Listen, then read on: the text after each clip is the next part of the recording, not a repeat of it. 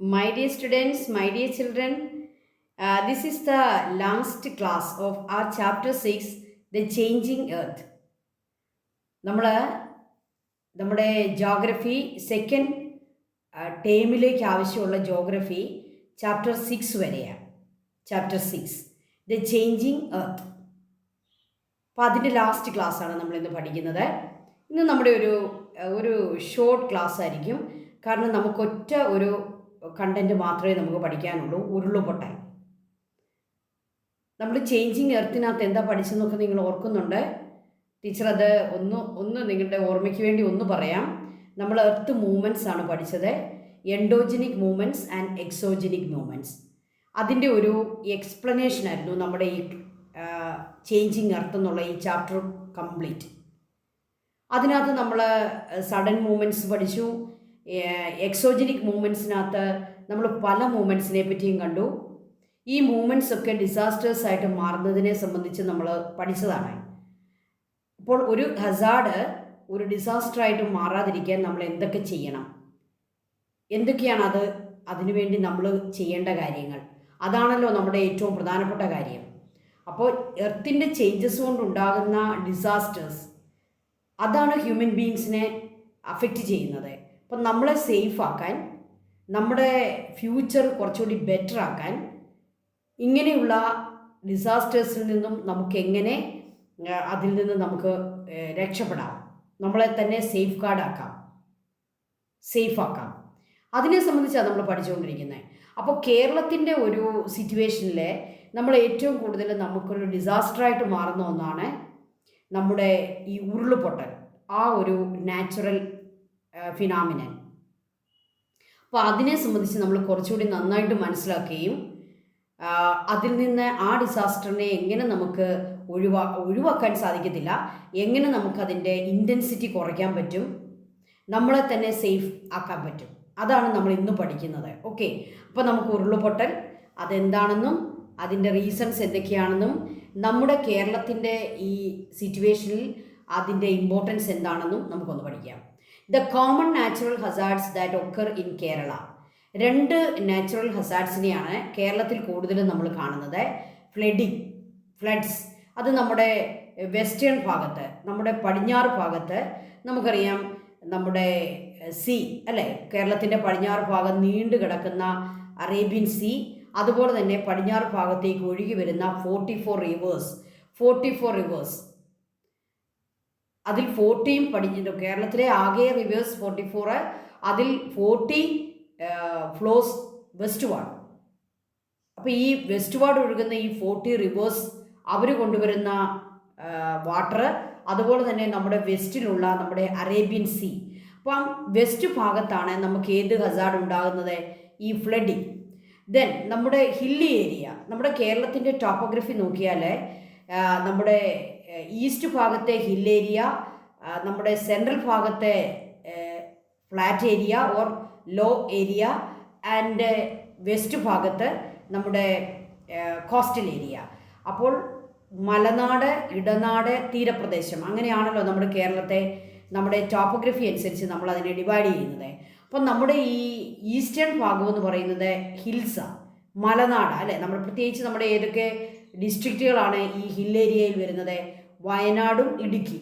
അപ്പോൾ ഇടുക്കി, വയനാട്, പത്തനംതിട്ട പോലുള്ള നമ്മുടെ ഡിസ്ട്രിക്റ്റുകൾ, കേരളത്തിൻ്റെ ഡിസ്ട്രിക്റ്റുകളൊക്കെ ഹില്ലി ഏരിയയാണ്. അപ്പോൾ അവിടെയാണ് നമ്മുടെ ഈ രണ്ടാമത്തെ നാച്ചുറൽ ഹസാർഡ് കൂടുതൽ സംഭവിക്കുക, ലാൻഡ്സ്ലൈഡ് ആൻഡ് ഡെബ്രി ഫ്ലോ. ലാൻഡ്സ്ലൈഡുകളും ഡെബ്രി ഫ്ലോയും അവിടെ സംഭവിക്കുന്നു. അപ്പോൾ ഈ രണ്ട് പ്രധാനപ്പെട്ട നാച്ചുറൽ ഹസാർഡ്സിനെയാണ് നമ്മൾ ഫേസ് ചെയ്യേണ്ടി വരിക, കേരളത്തിലെ ജനങ്ങൾ. അപ്പോൾ ഫ്ലഡിങ് വെസ്റ്റ് ഭാഗത്തും ലാൻഡ്സ്ലൈഡൊക്കെ നമ്മുടെ ഈസ്റ്റ് ഭാഗത്തും. Okay, then reasons for natural hazards. നമ്മൾ റീസൺ മനസ്സിലാക്കിയാലല്ലേ നമുക്കതിൻ്റെ സൊല്യൂഷൻ കണ്ടെത്താൻ പറ്റുള്ളൂ. അപ്പോൾ ആദ്യം നമ്മൾ ഏത് കാര്യത്തിനും നമ്മൾ അതിൻ്റെ റീസണാണ് കണ്ടുപിടിക്കേണ്ടത്. അപ്പം നിങ്ങൾക്ക് ഈ പഠന കാര്യങ്ങളിൽ കുട്ടികൾ പലപ്പോഴും പരീക്ഷയോട് വളരെ അടുക്കുന്ന സമയത്ത് അവർ വളരെ ലേസി ആയിട്ടും അവർ വളരെ അസ്വസ്ഥരായിട്ടും ഒക്കെ കാണപ്പെടും. എന്തുകൊണ്ടാണ്? നിങ്ങൾ ആദ്യം അതിൻ്റെ റീസൺ കണ്ടുപിടിക്കണം. എന്താണ് നിങ്ങൾക്ക് പരീക്ഷയോടടുക്കുമ്പം ഈ പഠനത്തിൽ ഇത്രയും ടെൻഷൻ ഉണ്ടാകുന്നതും ഇത്രയും നിങ്ങൾക്ക് ലേസിനെസ് ഉണ്ടാകുന്നതും? അല്ലെങ്കിൽ പഠിക്കാനുള്ള ഒരു പിള്ളേർ പറയും നമ്മൾ ടീച്ചറെ പഠിക്കാൻ അങ്ങോട്ട് എടുത്തു വെക്കുമ്പോൾ തോന്നുന്നില്ല. എന്തുകൊണ്ടാണ്? നമ്മൾ ആദ്യം റീസൺ കണ്ടുപിടിക്കണം. റീസൺ കണ്ടുപിടിച്ചാൽ മാത്രമേ നമുക്കതിൻ്റെ സൊല്യൂഷൻ കണ്ടുപിടിക്കാൻ പറ്റുള്ളൂ. അപ്പം നമ്മൾ ഉന്നതമായ നമ്മൾക്കൊരു ഗോൾ ഉണ്ടായിരിക്കണം. ഇപ്പം നിങ്ങളുടെ കാര്യമാണ് ഞാൻ പറയുന്നത് കേട്ടോ. നമുക്കൊരു ഗോൾ ഉണ്ടായിരിക്കണം. എനിക്ക് ഇത്ര പെർസെൻറ്റേജ് മാർക്ക് വേണം, അല്ലെ എനിക്ക് ഇത്ര A+ വാങ്ങണം. അപ്പം നമുക്കൊരു നല്ല ഗോള് ഫിക്സ് ചെയ്ത് കഴിഞ്ഞാൽ നമുക്ക് ഈ പറയുന്ന ലേസിനെസ്സോ ഈ പറയുന്ന ബുദ്ധിമുട്ടോ ഒന്നും നമ്മുടെ പഠനത്തിൽ ഉണ്ടാവുകയില്ല. അപ്പോൾ റീസൺ എന്താ? നമുക്ക് ഒരു ഗോളില്ല. അതാണ് നമ്മുടെ പ്രധാനപ്പെട്ട റീസൺ. നമുക്കൊരു ലക്ഷ്യമില്ല. നമ്മൾ ലക്ഷ്യം ആദ്യം ഫിക്സ് ചെയ്യണം. ലക്ഷ്യം ഫിക്സ് ചെയ്ത് കഴിഞ്ഞാൽ നമുക്ക് അവിടേക്കുള്ള പ്രയാണം നമ്മളെ മുഷിപ്പിക്കുകയില്ല, നമ്മളെ ബോറടിപ്പിക്കത്തില്ല. ഓക്കെ, അപ്പം നമ്മുടെ നാച്ചുറൽ ഹസാർഡ്സ് 2 ടീച്ചർ പറഞ്ഞു. നമ്മളത് രണ്ടും കണ്ടു. ഫ്ലഡിങ്ങും ലാൻഡ് സ്ലൈഡും, അല്ലെങ്കിൽ ലാൻഡ് സ്ലൈഡും ഡെബ്രി ഫ്ലോയും ഒന്ന് തന്നെയാണ്. ഈ ലാൻഡ് സ്ലൈഡ് ഉണ്ടാകുമ്പോഴാണല്ലോ ഈ ഡെബ്രി ഫ്ലോ ഉണ്ടാകുന്നത്. അപ്പം ഇതിൻ്റെ റീസൺ എന്തൊക്കെയാണ്? Increase in population density, unscientific construction methods, over exploitation of natural resources. നമ്മൾ നാച്ചുറൽ റിസോഴ്സസിനെ ഓവർ എക്സ്പ്ലോയിറ്റ് ചെയ്യാൻ പാടില്ല. നാച്ചുറൽ റിസോഴ്സസിൽ ഓവർ എക്സ്പ്ലോയിറ്റേഷൻ കേരളത്തിൽ സംഭവിക്കുന്ന എന്താണ്? റോക്കാണ്. റോക്സിനെ നമ്മൾ മൈൻ ചെയ്ത് ക്വാറികളാക്കി റോക്ക് മൈനിങ്, അതുപോലെ സാൻഡ് മൈനിങ്. ഇപ്പോൾ ഇതുപോലുള്ള റോക്ക് മൈനിങ്ങും സാൻഡ് മൈനിങ്ങും ക്വാറികളും ഓവർ എക്സ്പ്ലോയിറ്റേഷൻ ഓഫ് നാച്ചുറൽ റിസോഴ്സസിന് കാരണമാകുന്നു. അത് തന്നെയാണ് എന്തിന് കാരണം? നമ്മുടെ ഈ നാച്ചുറൽ ഹസാർഡ്സിന് കാരണം. Unscientific construction methods. നമുക്കറിയാം കൺസ്ട്രക്ഷൻ നമുക്ക് വേണം, നമുക്ക് നല്ല ബിൽഡിങ്സും നല്ല ഹൗസസും ഒക്കെ പണിയണം. പക്ഷേ അത് പണിയുമ്പോൾ നമ്മൾ ഹില്ലി ഏരിയാസിലെ വയനാട്, ഇടുക്കി പോലെയുള്ള ഹില്ലി ഏരിയയിൽ നമ്മൾ ഈ വലിയ കൺസ്ട്രക്ഷൻസ്, വലിയ ബിൽഡിങ്സ് ഉണ്ടാക്കുന്നത് അൺസയൻറ്റിഫിക് ആണ്, അല്ലേ? നമ്മൾ ഗാഡ്ഗിൽ റിപ്പോർട്ടും കസ്തൂരി രംഗൻ റിപ്പോർട്ടും ഒക്കെ ഈ ഹില്ലി ഏരിയയെ പറ്റി വന്നപ്പോൾ നമ്മളെല്ലാവരും ആ റിപ്പോർട്ടിനെ നമ്മൾ ക്രിട്ടിസൈസ് ചെയ്യുകയും നമ്മുടെ ഡെവലപ്മെൻറ്റിനെ തടസ്സം ചെയ്യാൻ വേണ്ടി അവർ കൊണ്ടുവന്ന റിപ്പോർട്ടാണെന്ന് നമ്മൾ പറയുകയും ചെയ്തു. പക്ഷേ നമ്മൾ ഒന്ന് ചിന്തിച്ച് നോക്കിക്കേ, അൺസയൻറ്റിഫിക് കൺസ്ട്രക്ഷൻ നമ്മുടെ ഈ ഹില്ലി ഏരിയയിൽ നടക്കുന്നുണ്ട്. പഴയ കാലത്തെ അവിടെ കിട്ടുന്ന കോമൺ ആയിട്ടുള്ള ചില മെറ്റീരിയൽസ്, അല്ലെങ്കിൽ മുളയോ പുല്ലോ ഒക്കെ കൊണ്ട് ചെറിയ വീടുകളൊക്കെ ആയിരുന്നു ഹില്ലി സ്ലോപ്സിലൊക്കെ വെക്കുക. പക്ഷേ ഇന്നോ അവിടെ കോൺക്രീറ്റ് വീടുകളും വലിയ കോൺക്രീറ്റ് കൺസ്ട്രക്ഷൻസുമാണ് നടത്തുക. അതുപോലെ തന്നെ വലുതായ രീതിയിലുള്ള റോഡ് ഡെവലപ്മെൻ്റ് ഒക്കെ ചെയ്യുന്നു. ഇതെല്ലാം അൺസയൻറ്റിഫിക് ആണ്. ഇതാണ് നമ്മുടെ ഈ ലാൻഡ് സ്ലൈഡ് ഉണ്ടാകാനുള്ള രണ്ടാമത്തെ റീസൺ എന്ന് പറയുന്നത്, unscientific construction. Then increase in population density increase ചെയ്യുമ്പോഴാണല്ലോ ഇതുപോലുള്ള അൺസയൻറ്റിഫിക് ആയിട്ടുള്ള കൺസ്ട്രക്ഷൻ വരുന്നു, അൺസയൻറ്റിഫിക് ആയിട്ടുള്ള ഓവർ എക്സ്പ്ലോയിറ്റേഷൻ ഓഫ് റിസോഴ്സസ് വരുന്നു. എപ്പോഴാണ് നമ്മൾ ഈ ക്വാറിയിങ് ഒക്കെ കൂടുന്നത്? ഇതുപോലെ കൺസ്ട്രക്ഷന് വേണ്ടി ഈ റോക്ക് വേണം. അപ്പോൾ കൂടുതൽ നമ്മൾ റോക്ക് ക്വാറിയിങ് ഒക്കെ നടക്കും. അപ്പോൾ അതിൻ്റെ എല്ലാം ബേസിക് എന്ന് പറയുന്നത് പോപ്പുലേഷൻ ഡെൻസിറ്റി. അപ്പോൾ increase in population density, unscientific construction methods, over exploitation of natural resources are the reasons for natural hazards. Okay, then നമ്മുടെ കേരളത്തിൽ സംഭവിച്ച ഉരുളുപൊട്ടലിൻ്റെ 2004 സംഭവിച്ച 1 കൊല്ലം കഴിഞ്ഞതേ ഉള്ളൂ, അല്ലേ? 1 ഇയർ കഴിഞ്ഞതേ ഉള്ളൂ. മേപ്പാടി എന്ന് പറയുന്ന വയനാട്ടിലെ സ്ഥലമാണ് നിങ്ങൾ ഈ കാണുന്നത്. മേപ്പാടിയിൽ അവിടെ ഉണ്ടായ ഒരു വലിയ ഉരുൾപൊട്ടലാണ് നിങ്ങൾ ഈ കാണുന്നത്. അതിൻ്റെ റെസ്ക്യൂ ഒക്കെയാണ് രണ്ടാമത്തെ പിക്ചറിൽ നിങ്ങൾ കാണുന്നത്. ഒരു പ്രദേശം തന്നെ ഒലിച്ചുപോയി. ആ പ്രദേശത്തെ കൃഷിയും അവിടുത്തെ ബിൽഡിങ്സും അവിടുത്തെ എല്ലാ റോഡും അവിടുത്തെ ജീവജാലങ്ങളും മനുഷ്യരും ഉൾപ്പെടെ സകലതും ഒലിച്ചുപോയി. ഓക്കെ, അപ്പോൾ വയനാട് ലാൻഡ് സ്ലൈഡ്, ഉരുൾപൊട്ടൽ വലിയൊരു ഡിസാസ്റ്റർ ആയിരുന്നു കേരളത്തെ സംബന്ധിച്ച്. അത് നമുക്ക് പുനർനിർമ്മിക്കാൻ കംപ്ലീറ്റ് ആയിട്ട് ഇപ്പോഴും കഴിഞ്ഞിട്ടില്ല. നമ്മളത് ചെയ്തുകൊണ്ടിരിക്കുന്നതേ ഉള്ളൂ. അവിടെ വീടുകളും കാര്യങ്ങളും ഒക്കെ നമ്മൾ പുനർനിർമ്മിച്ചുകൊണ്ടിരിക്കുന്നതേ ഉള്ളൂ. അതിന് സമയമെടുക്കും, ഇനിയും സമയമെടുക്കും. കാരണം എന്താണ്? ആ ഡിസാസ്റ്റർ അത്രമാത്രം ഡിസ്ട്രക്റ്റീവ് ആയിരുന്നു. അപ്പോൾ എന്താണ് ഈ ഉരുൾപൊട്ടൽ എന്ന് നമുക്കൊന്ന് പഠിക്കാം. വാട്ട് ഈസ് ഉരുൾപൊട്ടൽ? ഉരുൾപൊട്ടൽ is A type of mass wasting. എന്താണ് മാസ് വേസ്റ്റിംഗ്? ഒരു ഏക്കേഴ്സ് ഓഫ് ലാൻഡ് ഒരുമിച്ച് ഒലിച്ചു പോകുന്നതാണ് മാസ് വേസ്റ്റിംഗ് എന്ന് പറയുക. അപ്പോൾ ഉരുൾപൊട്ടൽ എന്ന് പറയുന്നത് ഒരു ടൈപ്പ് ഓഫ് മാസ് വേസ്റ്റിംഗ് ആണ്. മാസ് വേസ്റ്റിംഗ് നമ്മൾ ഓൾറെഡി പഠിച്ചതാണ്. നിങ്ങൾ മറന്നുപോയെങ്കിൽ ആ വീഡിയോ എടുത്ത് പഠിക്കുക. ഓക്കെ, അവിടെ നമ്മുടെ ചാനലിലുണ്ട്, അല്ലെങ്കിൽ നമ്മുടെ പ്ലേലിസ്റ്റിനകത്തുണ്ട്. ആ വീഡിയോ എടുത്ത് പഠിക്കുക. What is mass wasting? Mass wasting തന്നെയാണ് എന്ത് ഈ ഉരുൾപൊട്ടൽ. ഒരു പ്രദേശം ഒന്നാകെ അവിടുത്തെ റോക്സും അവിടുത്തെ ലാൻഡും അല്ലെങ്കിൽ ടോപ്പ് സോയിലും എല്ലാം ഒലിച്ചു പോകുന്നതാണ് മാസ് വേസ്റ്റിംഗ്. സോ ഉരുൾപൊട്ടൽ is a type of mass wasting. This phenomenon of the fall or movement of rocks or top soil from higher to lower areas under the direct influence of gravity is called mass wasting. അപ്പോൾ mass wasting എന്ന് പറഞ്ഞാൽ അതിൻ്റെ കാരണം ഗ്രാവിറ്റിയാണ്, ഭൂമിയുടെ ഗുരുത്വാകർഷണമാണ്. Because of this gravity what happen, the fall of rocks and top soil from higher to a lower area. ഒരു higher ഏരിയയിൽ നിന്നും ഒരു ലോവർ ഏരിയയിലേക്ക് ടോപ്പ് സോയിലും റോക്സും ഒക്കെ അത് എന്താണ് വളരെ ലാർജ് ക്വാണ്ടിറ്റി മൂവ് ചെയ്തു പോകുന്നതാണ് ദിസ് ഉരുൾപൊട്ടൽ or mass wasting. Because of this gravity it is happen in the direct influence of gravity. Landfalls, rockfalls, landslides, debris flows and land subsidence are different types of mass wasting seen in our highlands. അപ്പോൾ നമ്മുടെ ഹൈലാൻഡുകളിൽ, നമ്മുടെ ഇടുക്കി, വയനാട് പോലെയൊക്കെയുള്ള ഹൈലാൻഡ്സിൽ നമ്മൾ എന്തൊക്കെ തരത്തിലുള്ള mass wasting കാണുന്നുണ്ട്? Land fall അല്ലേ, റോഡിൻ്റെ മുകൾ ഭാഗം ഉയർന്നു നിൽക്കുന്നു, റോഡ് അതിന് താഴ്ച, ഈ മുകളിൽ ഉയർന്നു നിൽക്കുന്നത് റോഡ് ഉൾപ്പെടെ ഒലിച്ച് താഴോട്ടങ്ങ് പോകുന്നു. അപ്പോൾ താഴ്ചയിലിരിക്കുന്ന വീടുകളും എല്ലാം ഇതുപോലെ വേസ്റ്റായി പുറത്തോട്ട് പോകുന്നു, അല്ലെ ഒഴുകിപ്പോകുന്നു. അപ്പം അതാണ് ലാൻഡ് ഫോൾസ്. പിന്നെ റോക്ക് വീഴുന്നു, റോക്ക് ഫോൾസ്. ലാൻഡ് സ്ലൈഡ്, നമ്മുടെ മേപ്പാടിയിലൊക്കെ സംഭവിച്ചോടുള്ള ലാൻഡ് സ്ലൈഡുകളെ. ഡെബ്രി ഫ്ലോസ്, ഡെബ്രി ഫ്ലോ ചെയ്തു പോകുന്നു. ലാൻഡ് സബ്സിഡൻസ്, ലാൻഡ് താന്നു പോകുന്നു. കിണർ ഇടിഞ്ഞു പോയി, കിണർ താന്നുപോയി, ലാൻഡ് താന്നുപോയി. നമുക്കറിയാം കേരളത്തിൽ ഒരു വീട് അപ്പാടെ ഇടിഞ്ഞ് താഴോട്ട് പോയി. വീടിൻ്റെ മുകളിലുള്ള കുറച്ച് ഓട് മാത്രമാണ് അവസാനം കാണാൻ കിട്ടിയത്, മുഴുവൻ താഴേക്ക് സബ്സൈഡ് ചെയ്തു പോയി. അപ്പം land സബ്സൈഡിങ്, all these are different types of mass wasting. In the hilly regions of Kerala, intense rainfall often triggers landslide and debris flow. അപ്പോൾ ഗ്രാവിറ്റിയാണ് ഈ ലാൻഡ് സ്ലൈഡിൻ്റെ കാരണമെങ്കിലും നമുക്കറിയാം ഹെവി റെയിൻഫോൾ അത് മറ്റൊരു കാരണമാണ്. ഹെവി റെയിൻഫോൾ, നമ്മൾ മേഘസ്ഫോടനമെന്നും എന്താണ് ഒഴുക്കുടം മഴയെന്നും ഒരു മിനിറ്റ് കൊണ്ട് ഒരു 200 സെൻറ്റിമീറ്റർ മഴ പെയ്തു എന്നൊക്കെ കേൾക്കുമ്പോൾ നമ്മൾ അത്ഭുതപ്പെടും. അത്ര വലിയ മഴയോ? അങ്ങനെയുള്ള ഹെവി റെയിൻഫോൾ.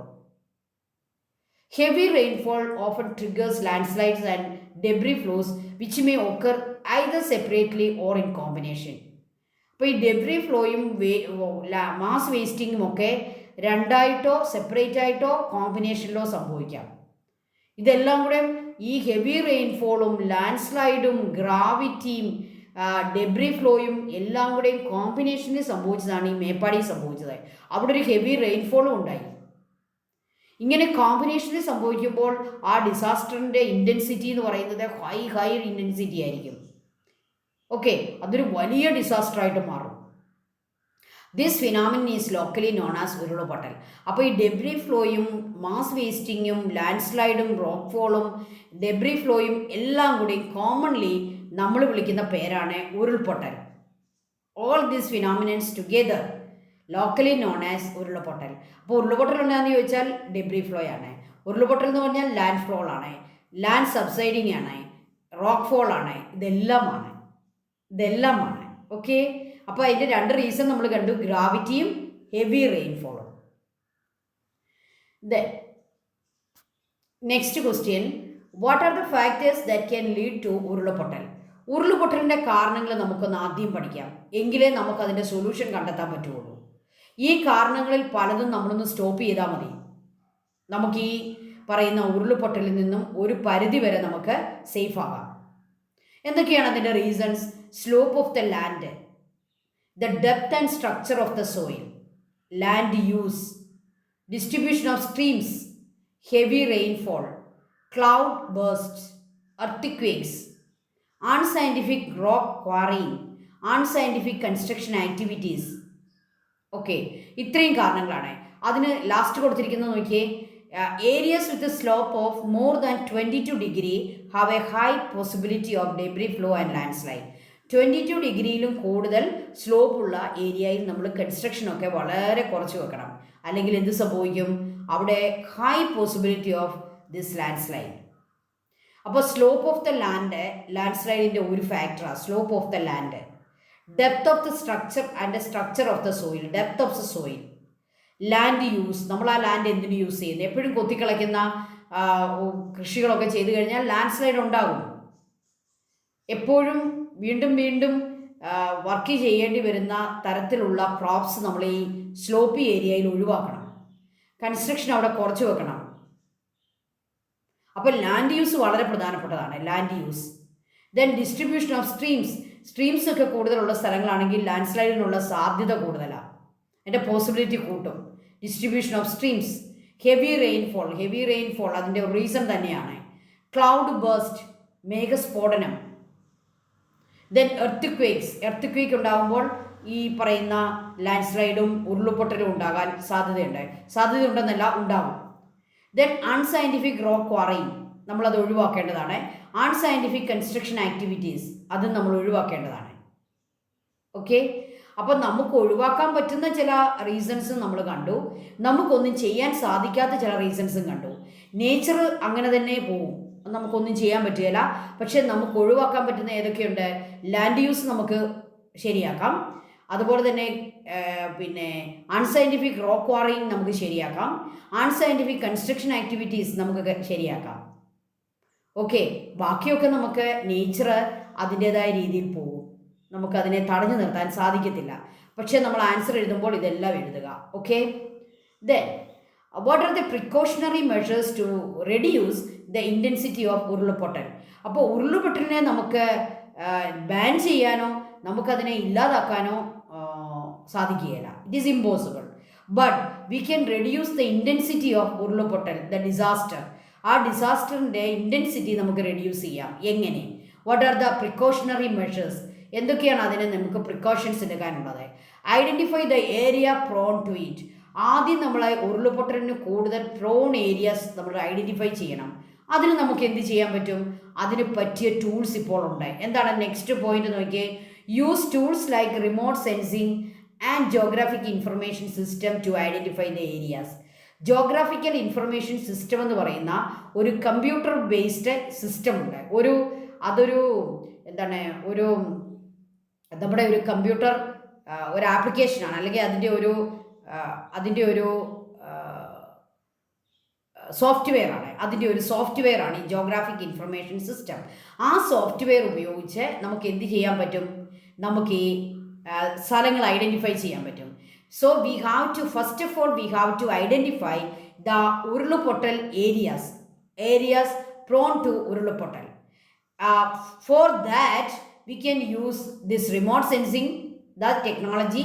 അത് നമ്മുടെ കമ്പ്യൂട്ടർ ഉപയോഗിച്ചുണ്ടാക്കുന്ന അല്ലെങ്കിൽ നമ്മുടെ ആർട്ടിഫിഷ്യൽ സാറ്റലൈറ്റുകൾ ഉപയോഗിച്ച് റിമോട്ട് സെൻസിങ് ടെക്നോളജി ഉപയോഗിച്ച് നമുക്ക് ഈ ഉരുൾപൊട്ടൽ ഏരിയകളെ നമുക്ക് ഐഡൻറ്റിഫൈ ചെയ്യാൻ പറ്റും.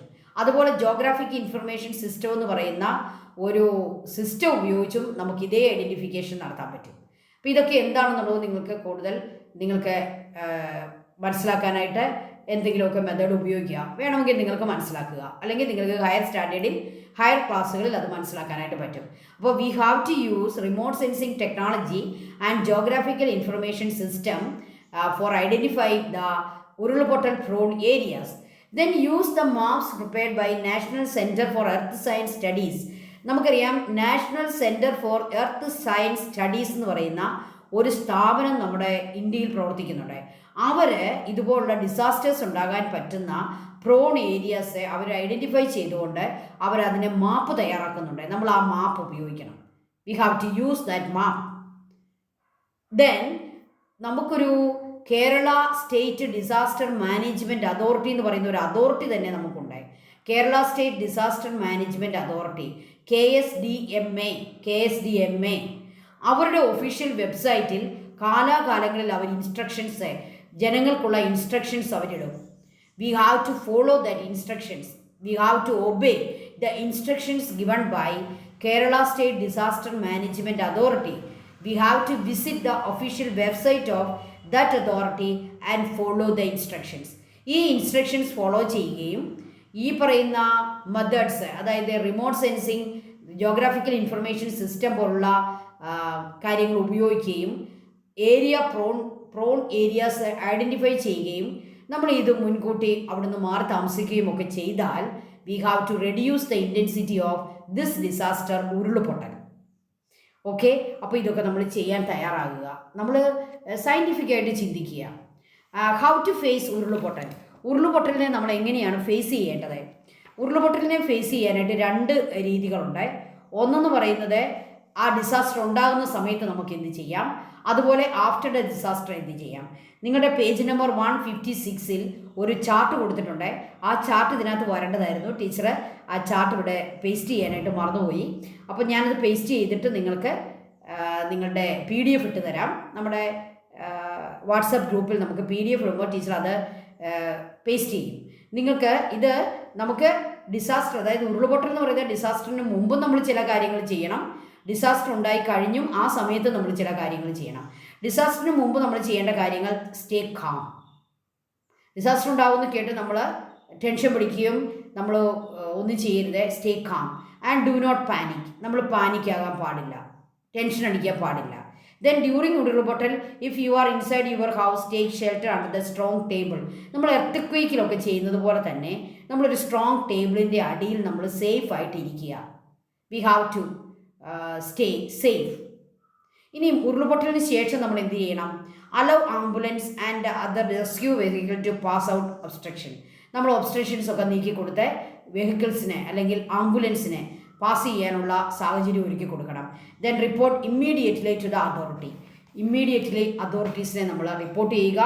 അങ്ങനെ റെസ്ക്യൂ വന്നു കഴിഞ്ഞാൽ അവരുമായിട്ട് നമ്മൾ കോംപ്രമൈസ് ആകുക, അവരുമായിട്ട് കോഓപ്പറേറ്റ് ചെയ്യുക. We have to cooperate the authority after the disaster.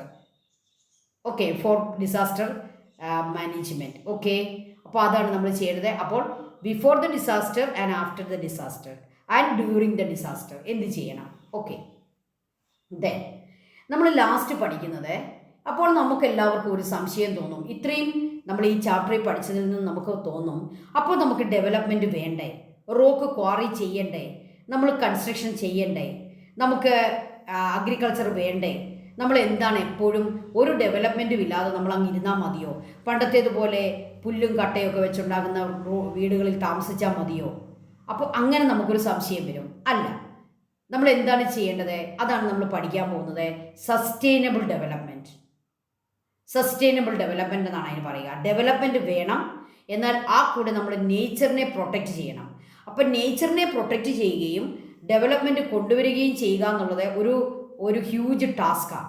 ഇത് രണ്ടും കൂടി സൈമിൾട്ടേനിയസ് ആയിട്ട് പോവുമോ? ഇല്ല.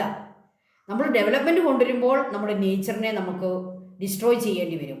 നേച്ചറിനെ ഡിസ്ട്രോയ് ചെയ്യാതെ നമ്മൾ ജീവിച്ചാലോ ഡെവലപ്മെൻറ്റ് വരത്തില്ല. അതാണ് നമ്മൾ ചിന്തിക്കുന്നത്. പക്ഷെ അങ്ങനെയല്ല.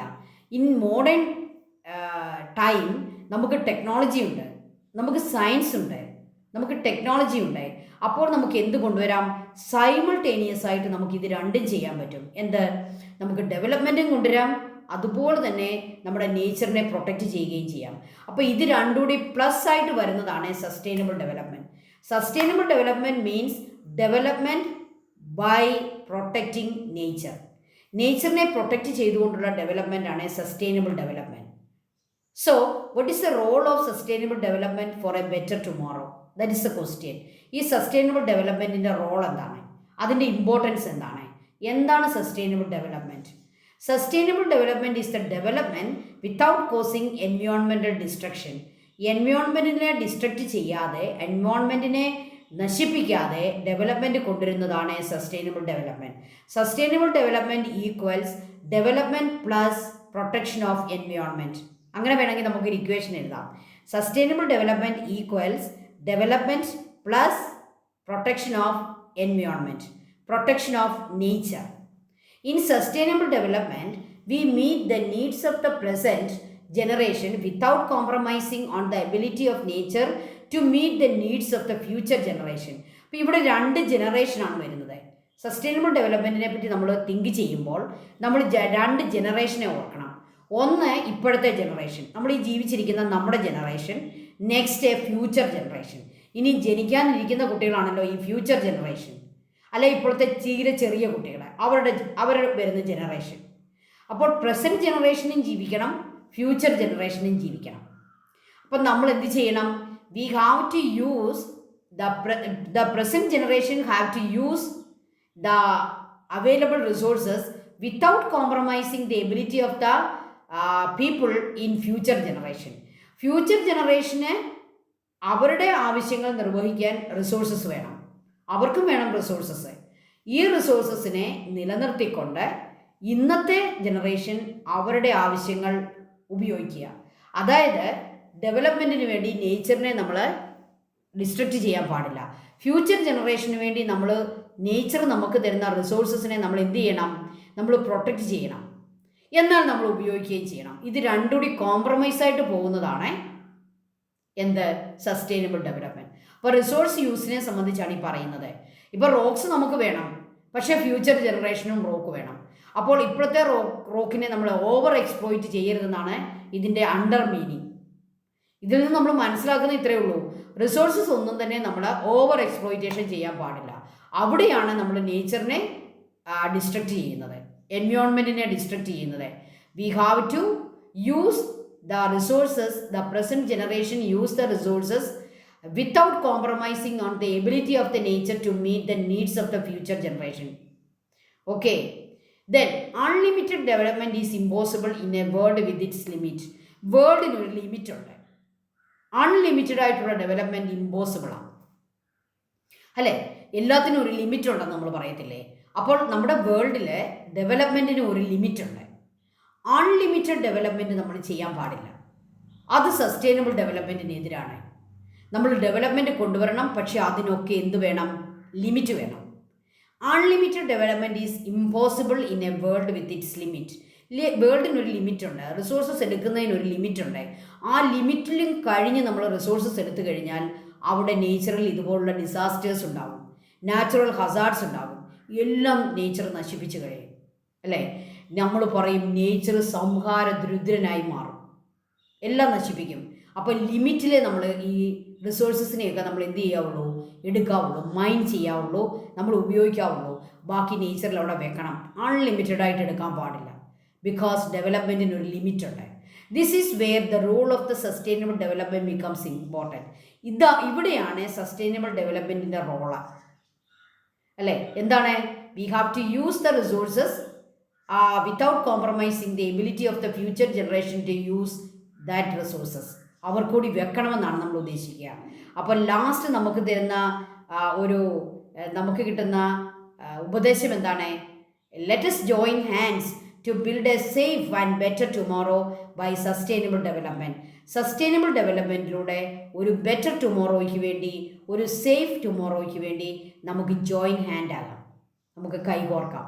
അപ്പോൾ ഇന്നത്തെ പ്രസൻറ്റ് ജനറേഷൻ ഇന്നത്തെ ഉപയോഗം കുറയ്ക്കുകയും ഫ്യൂച്ചർ ജനറേഷന് വേണ്ടി റിസോഴ്സസിനെ നമ്മൾ സേഫാക്കി വെക്കുകയും ചെയ്യുന്നതാണ് sustainable development.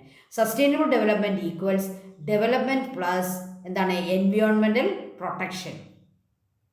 Environmental protection. Okay students, we are closing the chapter 6, the changing earth. Thank you so much. അപ്പോൾ ഇനിയത്തെ കാര്യം ഒന്ന് പറയട്ടെ. നമ്മുടെ ഹിസ്റ്ററി ചാപ്റ്റർ 2 കൂടി നമുക്ക് പഠിക്കാനുണ്ട്. അടുത്ത ദിവസം മുതൽ നമ്മുടെ ഹിസ്റ്ററി ചാപ്റ്റർ നമ്മൾ സ്റ്റാർട്ട് ചെയ്യും. നമ്മുടെ സെക്കൻഡ് ടൈമിലേക്ക് ക്രിസ്മസ് പരീക്ഷയ്ക്ക് വേണ്ട ചാപ്റ്റേഴ്സാണ് നമ്മൾ ഉടനെ ആരംഭിക്കുന്നത്. എല്ലാവരും നമ്മുടെ ചാനൽ കാണുക, സബ്സ്ക്രൈബ് ചെയ്യുക, വ്യൂ ചെയ്യുക, നന്നായിട്ട് പഠിക്കുക. Thank you children. Thank you so much.